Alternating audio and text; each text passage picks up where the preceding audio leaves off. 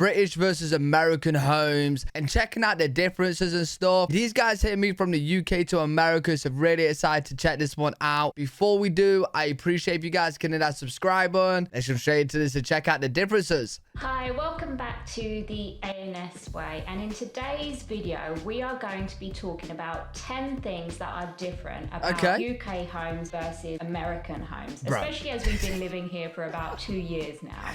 Yo, is that already the comparison, bro? UK home. Hey, listen, we got better homes than this. We got we do have better homes than what we're looking at right here, man. American homes, especially as we've been living here for about 2 years now. Stay tuned until the end because we've got some questions what you think about American versus UK homes. Yo, imagine living here. Oh my days, they're beautiful. We've got some questions what you think about American versus UK homes. That's definitely Please do subscribe UK. if you enjoy this video. Number one, the most obvious one, it's size or lack thereof. Most UK homes are absolutely tiny. We mentioned this in a couple of other videos and they're smaller than I had anticipated. Wait, I've never seen an actual comparison like this.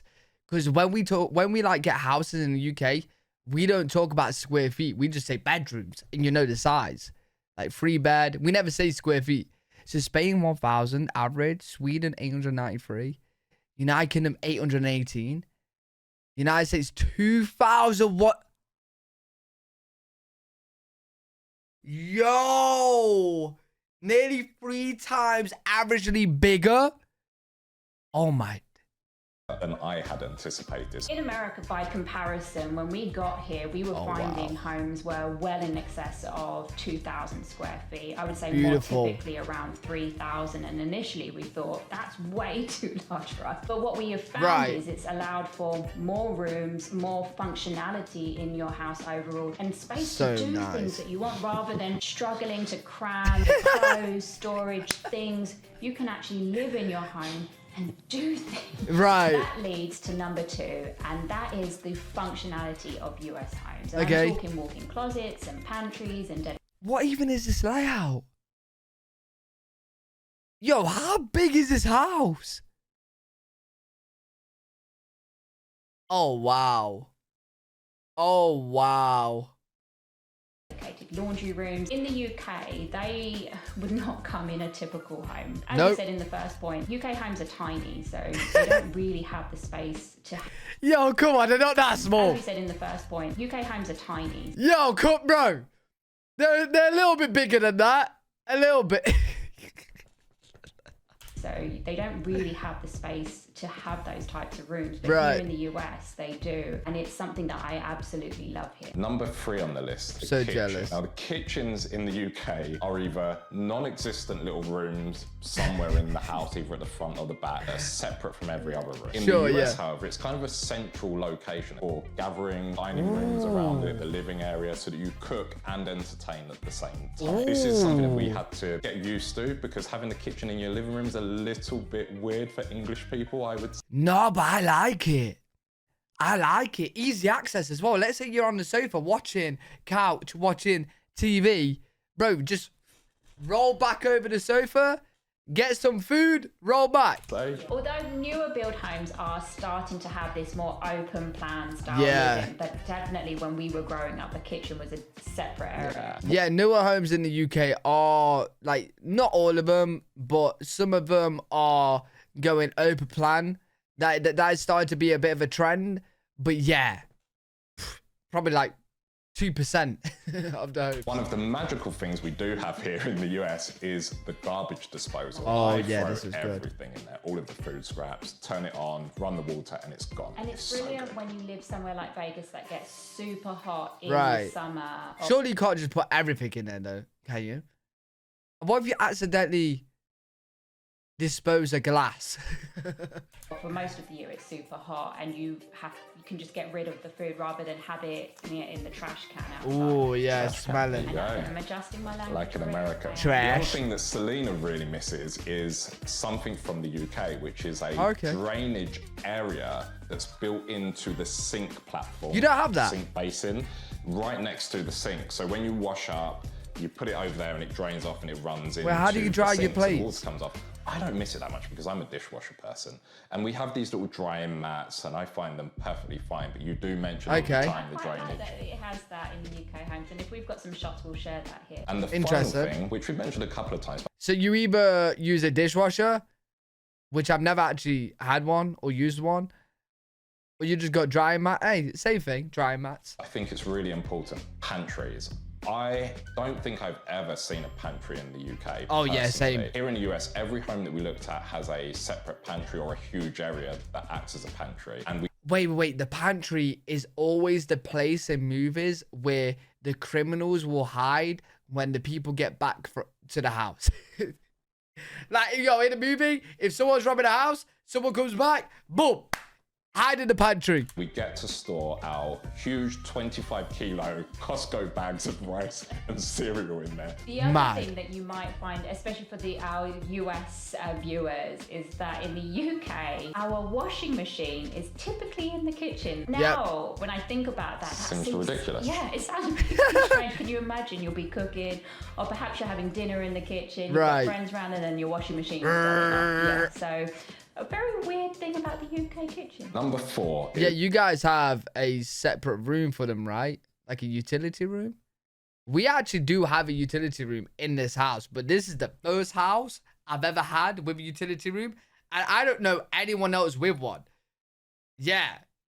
Bro, our house, we had a garage, and half the garage for utility room, and then the other half of the garage, you can't even fit a bicycle in there, a bike in there. So there's no point in the garage. We just put boxes in it. It's really, really small, bro.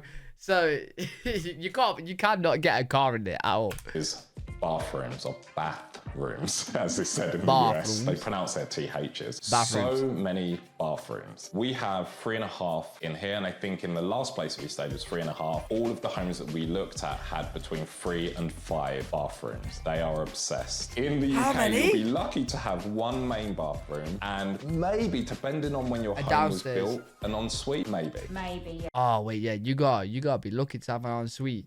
Normally in the UK, you have a downstairs toilet and then an upstairs bathroom. Yeah, certainly when we were growing up, that just wasn't the norm in houses. But since the 2000s, they started building the new homes started having an ensuite. But even then, the ensuite bathroom was tiny and comically small. Comically small, where 2 of you cannot be in there at the same time. Oh no! There will be 1 sink, and that's another main difference. Here in the US, their ensuites really do cater for 2 people. They have double sinks, and that would really be a luxury in a UK home. Wait, what's a double sink?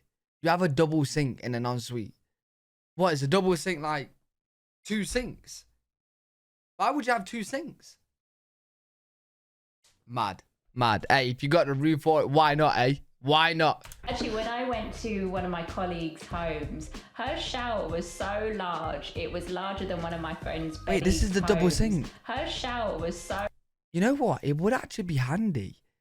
Because I'm always having to wait to brush my teeth until my girlfriend's done. You know what I'm saying? But double sink, we could both be there. Yeah, but this is like a... Bro, if we had this in the UK, we'll be missing a room in the house. This is a whole ass room, bro. This is massive. This would be a big bedroom.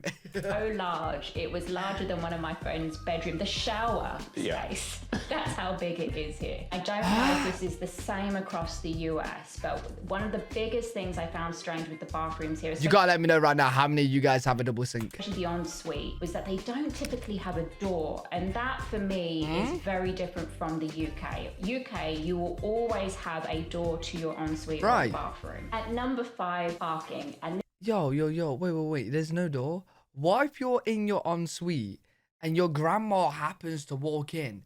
I don't know, just to get like some clothes or I don't know, bro. Doing grandma things. I don't know. Making your bed or something. And then she looks and sees your butt ass naked in the shower. Yo, wait, what? This may surprise Wait, our parking. bathroom. At number 5, parking. And this may surprise our American viewers, but in the UK, parking can be a real issue. Oh, yeah. And it's something that we suffered with when we were looking at new build homes. That is like a UK. Where they wouldn't have a driveway, so you would be assigned a parking spot, maybe 1 or 2, depending on the size of the home. But that was really something that you had to consider when buying a new build, is whether you're even going to have a space to park. Okay. Before moving out here, we bought a 3-bedroom family apartment. Wait, I got a question. In the UK, it is very, very normal for so many cars to be parked on streets, right? On streets. I'm telling you, you will not be able to get an American truck down there, mate. You won't, right? In America, do cars normally park on streets? So, like, if you go down a road where loads of houses are, will it be cars on the streets, on the road, parked up? Or can they all fit on the drives? And you have one allocated space, and that was it. There was no option to buy another one. This isn't just places that are dense cities. We lived out, much further out from the city of London. So it's quite an odd way to live in the UK. America, by comparison, has excessive space. Especially here in Vegas, you have ample room to park your many, many cars, trucks, boats, jet skis, bikes, RVs. At number 6 is garages. In the UK, it's kind of a mixed bag. Older homes tended to have garages in which you cannot park modern cars because they were built for things like minis, metros, which most cars are too big now, so you can't actually get in and open the doors. So Yo. Believe it or not, we have car garages in the UK, but you can't park your cars in the garages. Make it make sense. My last house had a garage, couldn't get a car in there. This house has a garage, bro. You can barely fit a bike in there. What is going on? So you could buy an older home, have a garage, you can't park your car, so they tend to be used as storage. Newer build homes, depending on where you are, as we mentioned, will either have no spaces and no garage, or we did buy a home in 2015, which did come with a garage that was big enough for a car and 2 tandem parking spaces. Quite nice. It's very rare, especially the closer you get to London. America, on the other hand, it's integral to their home design.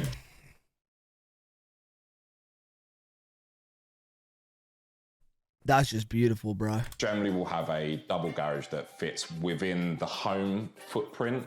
So instead of it being external to the house, it'll be built into the home. And they can genuinely be bigger than a UK apartment. I think this is a small one. It's about 400 square foot. Wait. UK house size? Is this for the garage? 656 square feet? Average size 2-car garage square footage is 400, 576, and 720. Huh? Oh, that's the UK house size. That's not the garage size. You're telling me an American garage is the same square feet as a UK house size? No, that can't be right. That can't be right. The ones that we looked at were maybe 500 to 600 square foot, which I'll throw something up on the screen. A UK apartment can be 600 square foot. At number 7, we have getting your mail. And this is something that I definitely miss. An apartment. Fair enough. In the UK, we have mail that just comes through the door. Yeah. It's wonderful. Letterbox. You do not have to go anywhere. You hear when the postman arrives, you get your letters. Here, we have to trek about a block to go and get our mail. And it's a discussion every day of, have you been to check the letterbox yet? In the UK, it's so much easier. And that's something I definitely miss. And I thought the mailbox was outside the house, though. I thought the mailbox was outside the house. They gotta go a whole block?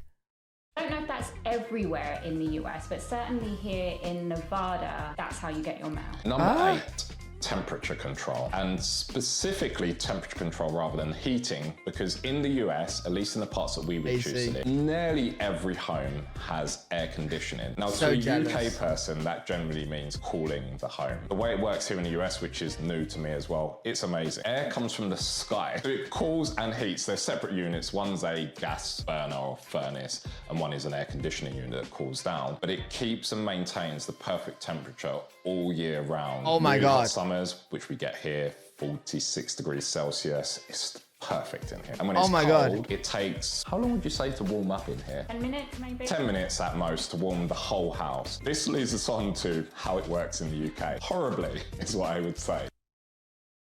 Wait, I thought ACs was cooler. The AC will heat the air as well. So you just keep the whole house the same. As if I wasn't jealous enough, bro.